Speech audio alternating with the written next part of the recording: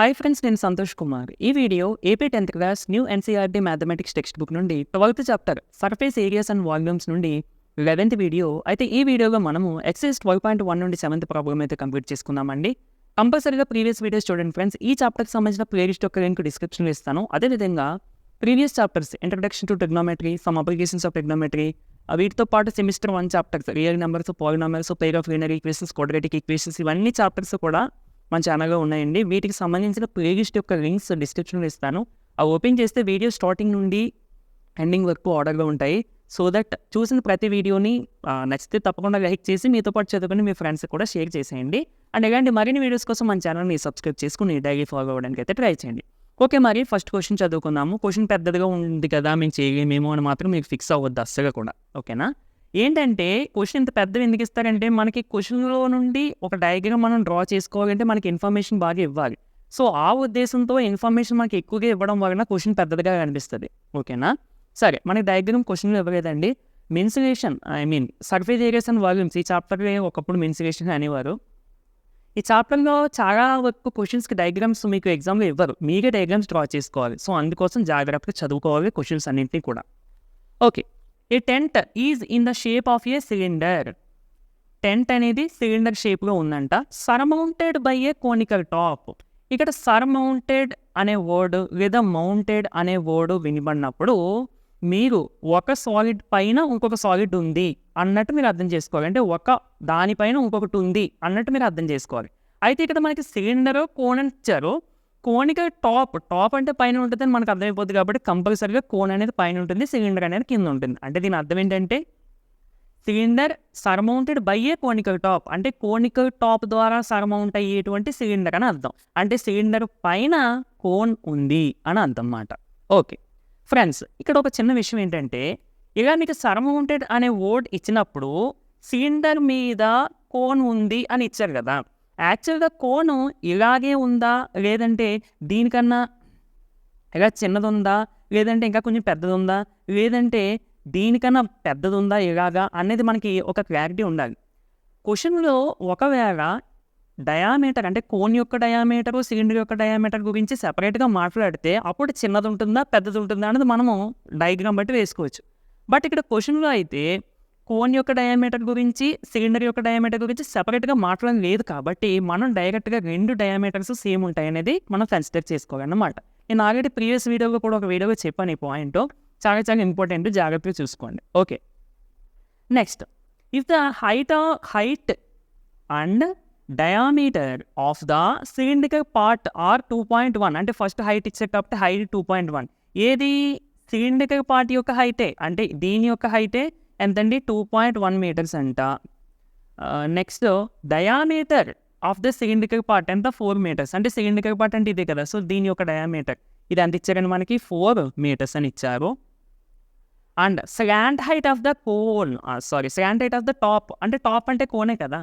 So slant height అంటే నార్మల్గా మనకి కోన్ యొక్క హైట్ అంటే జనరల్గా ఇది తీసుకుంటాం. ఓకేనా? బట్ స్లాంట్ హైట్ అంటే ఇది తీసుకోవాలండి. ఓకేనా friends? So this is the slant height. And slant హైట్ని మనం ఎల్తో డినోట్ చేసుకుంటాం యాక్చువల్గా. And L² is equal to R² plus H² అని చెప్తాము ఫార్ములాలో యూజ్ చేసేటప్పుడు. ఓకే, ఇక్కడ అలాంటిది slant height of the top ఇచ్చేసారండి. అంటే స్లాంట్ హైట్ అంటే ఇది ఇచ్చేసినట్టు. మేబీ ఇది అవ్వచ్చు, ఇది కూడా స్లాంట్ హైటే. Okay, next, find the area of the canvas. ఇక్కడతో ఒకసారి ఆఫ్ చేస్తే మీకు డయామీటర్ ఆఫ్ ద సిలిండర్ అని ఇచ్చాడు తప్ప డయామీటర్ ఆఫ్ ద మనకి కోన్ అని ఏమైనా ఇక్కడ మెన్షన్ చేశారా? మెన్షన్ చేయలేదు. అంటే మనకి ఇక్కడ డయామీటర్ ఆఫ్ ద సిలిండర్ ఎంత అయితే ఉంటుందో కోన్ యొక్క డయామీటర్ కూడా అంతే ఉంటుంది అనేది కన్సిడర్ చేయాలి. ఓకేనండి?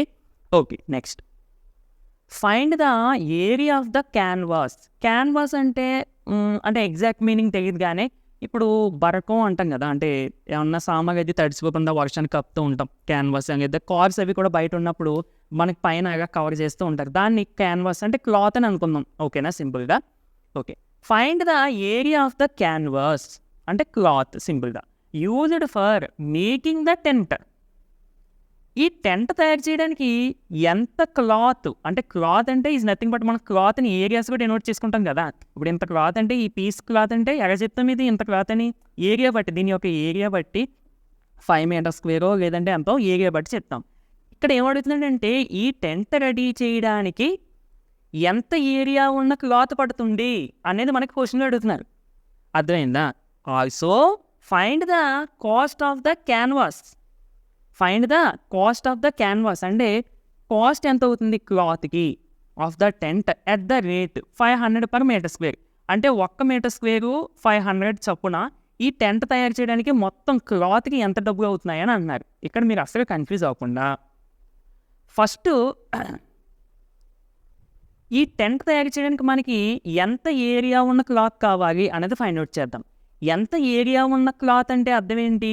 ఆ టెంట్ యొక్క సర్ఫేస్ ఏరియా ఎంత తీస్తే సరిపోద్ది, అంతే కదండి. ఇప్పుడు ఎగ్జాంపుల్కి ఇదే టెంట్ అని అనుకుందాం, ఓకేనా? అంటే యాక్చువల్గా టెంట్ ఇక్కడ ఇంకా రెడీ చేయలేదు, ఓకేనా? ఇది నార్మల్గా ఈ షేప్గా ఉంది టెంట్ అని మనం జస్ట్ ఇమాజిన్ చేసుకున్నాం. ఇప్పుడు ఈ టెంట్ రెడీ చేయాలంటే ఈ పైన కోనికల్ షేప్ విషయం పక్కన పెడదాం, ఫస్ట్ సిలిండ్రికల్ షేప్ చూద్దాం. ఈ టెంట్ రెడీ చేయాలంటే మనకి ఎంత క్లాత్ ఉండాలి అని అంటే ఈ మెజర్మెంట్స్కి తగ్గట్టుగా ఇదంతా కవర్ అయ్యేలాగా క్లాత్ ఉండాలి. అంటే ఎగ్జాంపుల్కి ఇప్పుడు ఇది క్లాత్ అని అనుకున్నాం, ఈ క్లాత్తో మనం ఇదంతా ఇక కవర్ చేస్తే ఇక కవర్ అవ్వాలి, అవునా కాదండి? అంటే ఇప్పుడు మన క్వశ్చన్ ఏమవుతుందంటే ఈ ఏరియా ఎంత అని అడుగుతున్నాడు. అంటే ఇండైరెక్ట్గా ఈ మెజర్మెంట్స్ డయామీటర్ హైట్తో ఈ మెజర్మెంట్స్తో ఈ ఏరియా ఎంత ఫైండ్ అవుట్ చేసేస్తే సరిపోద్ది. ఎందుకంటే ఆ ఏరియా ఎంత ఫైండ్ అవుట్ చేస్తే దాన్ని బట్టే కదా మనం ఇది క్లాత్ అని అనుకోండి, దాన్ని బట్టే కదా మన ఇలా క్లాత్తో మనం రెడీ చేయడానికి బాగుంటుంది, అవునా కాదండి? సో మనం ఈ డైరెక్ట్గా ఈ సిలిండర్ ఏరియా కనిపెట్టేసినా మనకి డైరెక్ట్గా వచ్చేది క్లాత్కి ఎంత ఏరియా పడుతుందో అంతే, ఎందుకంటే ఆ క్లాత్తో కవర్ అవుతుంది కాబట్టి, ఓకేనండి? సో ఇప్పుడు మనం ఏం చేయాలి? దీని ప్రకారం మనకి విజిబుల్ అయ్యేటువంటి ఏరియా ఫైండ్ అవుట్ చేసిస్తే సరిపోద్ది. అంటే ఈ సిలిండర్ యొక్క ఏరియా, ఈ కోన్ యొక్క ఏరియా అన్నాను కదా మరి, అంటే టీఎస్ఏ ఫైండ్ అవుట్ చేయాలా, సిఎస్ఏ ఫైండ్ అవుట్ చేయాలా? చూడండి, ఇక్కడ రెండింటికి కామన్ సర్ఫేస్, అంటే ఈ సర్ఫేస్ మీకు కనబడదు. సో ఇంకా చెప్పాలంటే ఇది సిలిండర్ అనుకోండి, ఇది కోన్ అనుకోండి, సో ఇలా ఉన్నాయి ఇక్కడ, అవునా కదా? అంటే మీకు ఈ సర్ఫేస్ కనిపిస్తున్నాయా, ఈ సర్ఫేస్ కనిపిస్తాయా? ఇలా ఉన్నప్పుడు కనిపించవు, అంటే ఈ సర్ఫేస్ అవసరం లేదు. అంటే మనకి ఏం కనిపెడితే సరిపోద్దండి? ఇలా కర్వ్డ్ ఉన్నది కనిపెడితే సరిపోద్ది కోన్కి, అంటే సిఎస్ఏ. అలాగే సిలిండర్ కూడా ఇలా కర్వ్డ్ ఫైండ్ అవుట్ చేస్తే సరిపోద్ది, అంటే దీని యొక్క సిఎస్ఏ, ఓకేనా? క్వశ్చన్ ఇక్కడ మనకు మెన్షన్ చేశారు, మరి సిలిండర్ అంటే కింద కూడా ఫేస్ ఉంటుంది కదా, దీని యొక్క ఏరియా కూడా కట్టాగా. అంటే చూడండి, base of the tent will not covered with canvas. అంటే ఇక్కడ యాక్చువల్గా ఈ క్వశ్చన్ అంటే కొంచెం చిన్న మిస్టేక్ ఉందని అనుకుంటున్నాను. అంటే ఈ షేప్గా ఒక టెంట్ ఉంది, దీనికి కప్పడానికి ఒక క్లాత్ ఎంత ఏరియాది కావాలి అన్నది క్వశ్చన్. యాక్చువల్గా ఇక్కడ మనకి used for making the tent అన్నట్టుగా ఇచ్చారు, బట్ ఇక్కడ చూడండి, base of the tent will not be covered అంటే ఓకే, అంటే మనం ఎగ్జాక్ట్గా అంతగా థింక్ చేయొద్దు కానీ, సో సింపుల్గా మనం ఈ టెంట్ తయారు చేయడానికి ఎంత క్లాత్ అవుతుంది అని అన్నా, లేదంటే ఈ టెంట్ని మనం ఒక క్లాత్తో కప్పాలంటే ఎంత ఏరియా ఉన్న క్లాత్ తీసుకోవాలన్నా ఇంచుమించు రెండు సేమ్ మీనింగ్స్ అవుతాయి, ఇంచుమించు మనకి సేమ్ ఏరియాసే వస్తాయి. కాబట్టి మనం ఆ చిన్న మిస్టేక్స్ని వదిలేద్దాము, ఓకే? సో ఇక్కడ base of the tent will not be covered అని అన్నాడు, అంటే బేస్ ఆఫ్ ద టెంట్ నువ్వు కన్సిడర్ చేయకు అని అన్నాడు. అంటే దీని ఏరియా మనకు అవసరం లేదు, అంటే కేవలం మనము ఈ కర్వ్డ్ సర్ఫేస్ ఏరియా, దీని యొక్క curved surface area find out చేసేస్తే సరిపోద్ది. అప్పుడు మనకి ఏరియా వచ్చేస్తుంది కదా, దాన్ని బట్టి కాస్ట్ ఎంతో చెప్పేద్దాం, ఓకేనా అండి? సరే, ఓకే ఫ్రెండ్స్, ఇది మీరు నోట్ చేసుకోండి. అంటే మనం ఇందాక ఎక్స్ప్లెయిన్ చేసుకున్నదంతా ఇది ప్రాబ్లం అనమాట. ఓకే, హైట్ ఆఫ్ ద సిలిండర్ని హెచ్ అని అనుకుందాము. So height of the cylinder H is equal to 2.1 meters and diameter of the cylinder is equal to 4 meters ఇచ్చారు. సో రేడియస్ ఆఫ్ ద సిలిండర్ని ఆర్ అని అనుకోండి. ఎంత అవుతుందండి? డయామీటర్ని సగం చేసేయండి, అంటే 4ని హాఫ్ చేస్తే 4/2 అంటే 2 meters. సో ఇక్కడ diameter of the cylinder radius of the cylinder ఎంతైతే ఉంటుందో రేడియస్ ఆఫ్ ద కోన్ కూడా అంతే ఉంటుంది. కాబట్టి radius of the cone r అని అనుకోండి, దట్ ఈక్వల్ టు 2 meters. అంటే దీన్ని ఆర్ అని ఎందుకు అనుకున్నాం అంటే రెండు ఒకటి ఈక్వల్ కాబట్టి, okay? Next given slant height, మనకి స్లాంట్ హైట్ కూడా ఇచ్చారు కదండి, అది నేను మర్చిపోయాను యాక్చువల్లీ, తర్వాత రాశాను అందుకని చిన్నదిగా వచ్చింది అనమాట. So given slant height l అని అనుకోండి, స్లాంట్ హైట్ని l is equal to 2.8 meters. So area of the cloth required, so నేను ఇందాక చెప్పాను కదా area of the cloth required అన్న. ఒక్కొక్కసారి మీకు ఈ షేప్గా ఉన్న సాలిడ్కి పెయింటింగ్ వేయాలి, అప్పుడు దానికి ఎంత ఏరియాకి పెయింటింగ్ వేయాలని అడుగుతూ ఉంటారు. సో ఇలాంటి అయినప్పుడు కూడా మీరు సిఎస్సీ అనే ఫైండ్ అవుట్ చేయాలన్నమాట. అంటే సిఎస్సీ అనే టీఎస్సీ అనే తర్వాత ఫస్ట్ ఏరియా ఫైండ్ అవుట్ చేయాలి అనేది మీకు మైండ్లో రావాలి. క్లాత్ లేదంటే పెయింటింగ్ ఇలాంటివి ఇచ్చినప్పుడు ఏరియాస్ ఫైండ్ అవుట్ చేయాలి అన్నది. అప్పుడు మనకి ఇచ్చిన సిచ్యువేషన్ బట్టి సిఎస్ఏ ఫైండ్ అవుట్ చేయాలా లేదంటే టీఎస్ఏ ఫైండ్ అవుట్ చేయాలా అనేది మనకి ఐడియా వస్తుంది అన్నమాట. Okay, area of the canvas required equal to CSA of the cone plus CSA of the cylinder. CSA of the cone అంటే pi RL, CSA of the cylinder అంటే 2πRH. So ఇక్కడ పై common, pi are, ఇక్కడ కూడా పై are. So రెండింటిలో నుండి పై are common తీసేస్తే ఇంక ఇక్కడ ఏముంటుందండి ఎల్, ఇక్కడ 2 ఉంటుంది మరియు హెచ్ కూడా ఉంటుంది. Okay, so 2h pi r into l plus 2h. Pi అంటే 22/7, ఆర్ అంటే 2 బ్రాకెట్ అంటే bracket is nothing but into అన్నమాట. అంటే ఇదంతా ఒక వాల్యూ కదా, ఫస్ట్ దీన్ని సింప్లిఫై చేసి ఆ తర్వాత ఇంటూ చేయగా అని చెప్పడం కోసం నేను అక్కడ బ్రాకెట్ పెట్టాను.